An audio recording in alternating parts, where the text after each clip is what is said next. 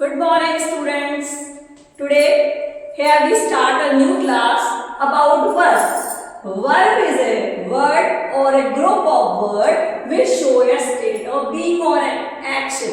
एक प्रकार के वे शब्द हैं या शब्दों के वे समूह हैं जो हमें किसी भी वाक्य के क्रिया के बारे में बताते हैं, किसी काम के करने या होने की जो स्थिति है उसको हमें वर्ब बताते हैं।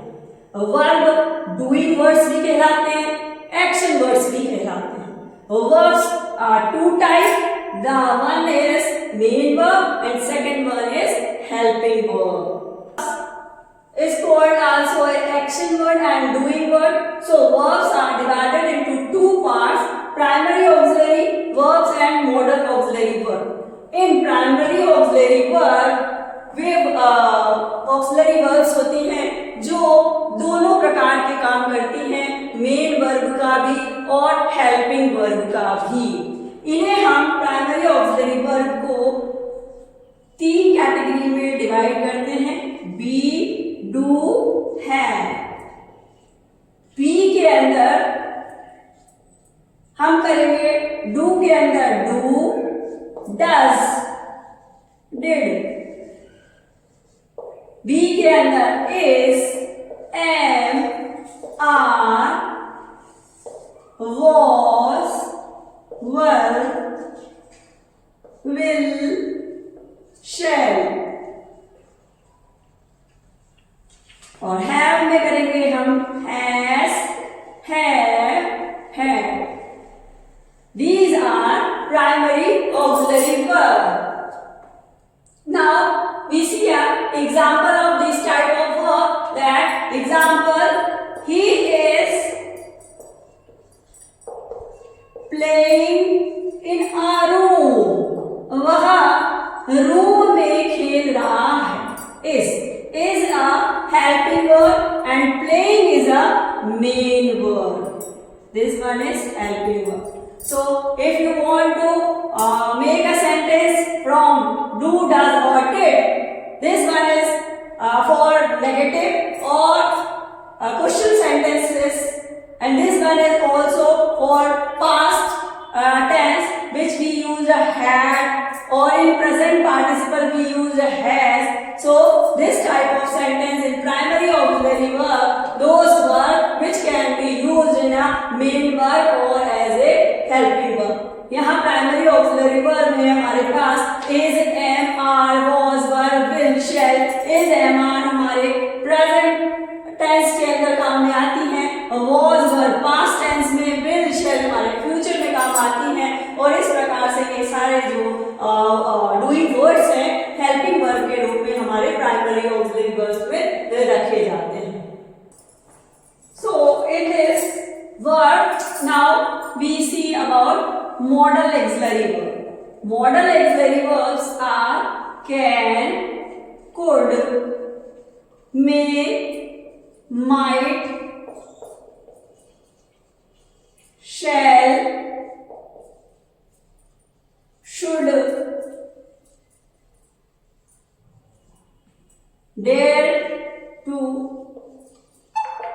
ought to। These type of verbs are called modal auxiliary verb. जब भी कभी ये modal auxiliary verbs आएंगी तब ये किसी प्रकार के फॉर्म्स में चेंज नहीं होती हैं। एग्जाम्पल हम देखेंगे, we must wear a uniform in school।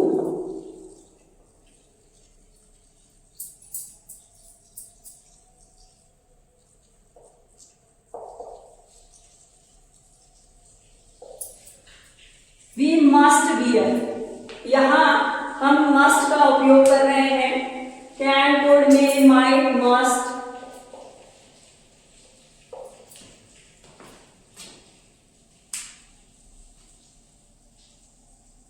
We must wear a uniform in a school। हमें आवश्यक रूप से यूनिफॉर्म को पहनना चाहिए। Now here we see a forms of a verb: present, past participle and present participle. Present verb की तीन हम फॉर्म यूज करते हैं और बच्चों ये आपको याद रखना भी जरूरी है। और प्रेजेंट पार्टिसिपल हम वर्ब के साथ आईएनजी लगाकर बनाते हैं। एग्जाम्पल हम लेंगे ड्रिंक, ड्रैंक, ड्रंक। ये पास्ट पार्टिसिपल में कभी ईडी भी लग जाता है, कभी ई, कभी टी, कभी एन ई से और कभी एन से ये एंड होता है। और प्रेजेंट पार्टिसिपल में हम बनाएंगे इसको ड्रिंकिंग। इसी प्रकार से हम अगला देखेंगे हम form of verb right. Right यानी लिखना, ड्रिंक यानी पीना, राइट, रोट, रिटन और writing.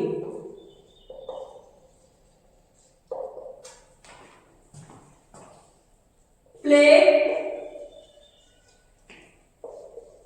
Played, played, playing, read. यहां तीनों एक ही स्पेलिंग लिखी जाएगी, प्रोनाउंसिएशन में हम इसे चेंज करेंगे, read, red, red, reading.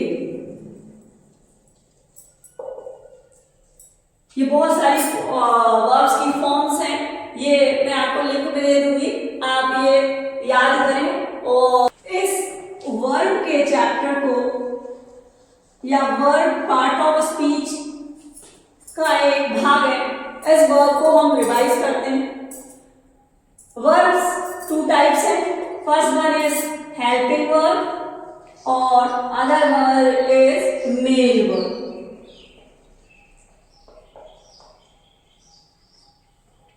Helping verb देखने के लिए मैंने जैसे कि अभी आपको बताया था, इज, एम, आर, वॉज, वर, इस तरीके से एग्जाम्पल के से हम समझेंगे। जैसे कि राम इज